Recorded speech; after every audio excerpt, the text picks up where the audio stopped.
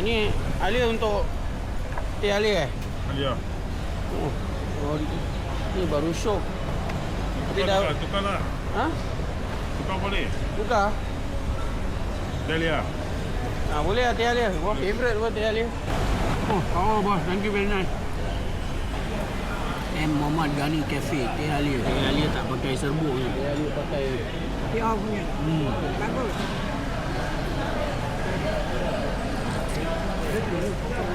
stall number 51. Syok. Abang, thank you, very nice. So if you want to know how they make teh alia, whether the ginger is serbo or original ginger, M. Muhammad Ghani Cafe. You saw it. Thank you, very nice.